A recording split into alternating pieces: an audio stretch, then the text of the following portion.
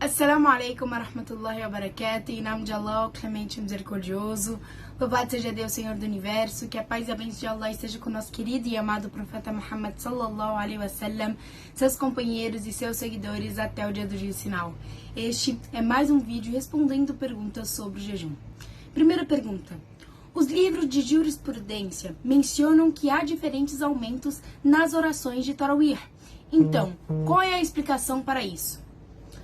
Todas as seitas concordam com a legitimidade de aumentar o número de rak'ahs em pé, porque eles procuram aumentar o número de rak'ahs enquanto reduziam o número de versos para reduzir o tempo de permanência em uma rak'ah. Segunda pergunta. Algumas pessoas pensam que mais de 11 rak'ahs em pé não é sunnah. Então, qual é o dito sobre isso? Este é um entendimento equivocado, pois o profeta, que a paz esteja com ele, especificou o método para o companheiro, dizendo: a oração da noite é de 2 a 2. Ele não especificou a quantidade para ele, e a opinião dos estudiosos concordou que o assunto na oração em pé é amplo em número. Pergunta número 3. Se uma pessoa ora atrás de um imam que excede 11 rak'ahs, ela concorda com o imam ou sai depois das 11? Ele adere ao seu imam, de acordo com o número que os lidera em oração, e a sunnah é a aprovação do imam, em um esforço para obter a recompensa de uma oração noturna. E o mensageiro, que a paz de Allah esteja com ele, disse: quem orar com o imam até ele terminar, será registrado para ele como uma oração noturna. Pergunta número 4.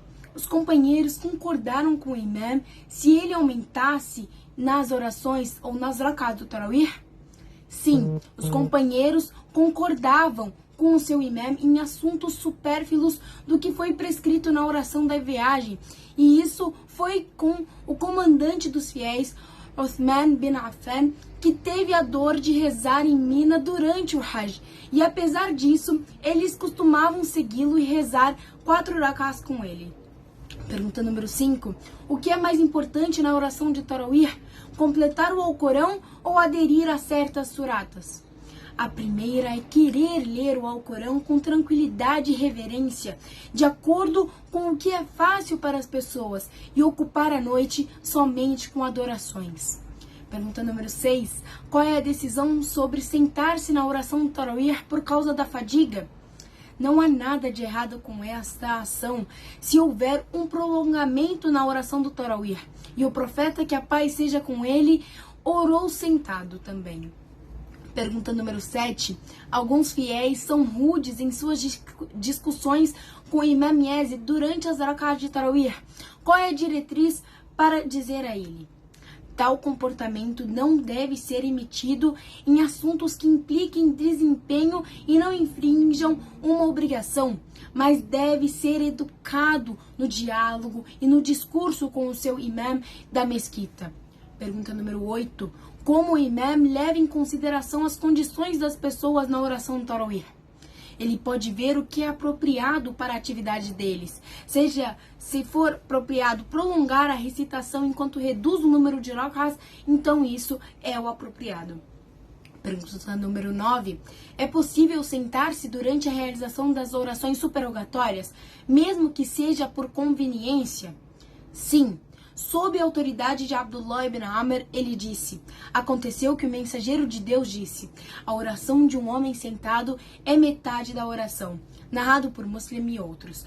Com a autoridade de Imran ibn Hussein, que o profeta, que a paz e a bênção de Allah estejam com ele, disse: a oração de um homem em pé é melhor do que a oração sentada, e sua oração sentada é mais da metade de sua oração em pé, e sua oração enquanto dorme é mais da metade de sua sessão da oração.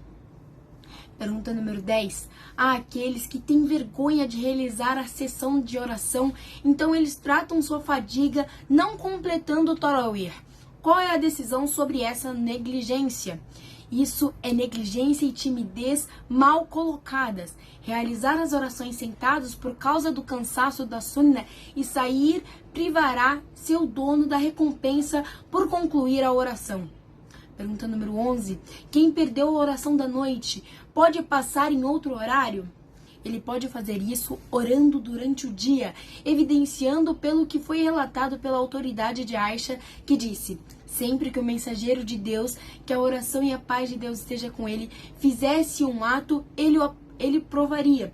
E se ele dormia à noite ou adoecia, ele rezava 12 rakás durante o dia. Pergunta número 12. Ele tem a mesma recompensa da oração da noite? Sim, se Deus quiser.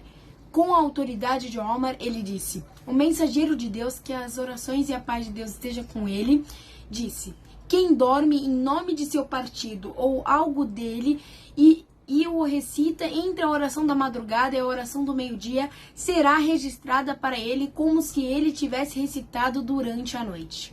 Pergunta número 13. Qual é a decisão sobre as mulheres irem à mesquita para rezar al Tarawih?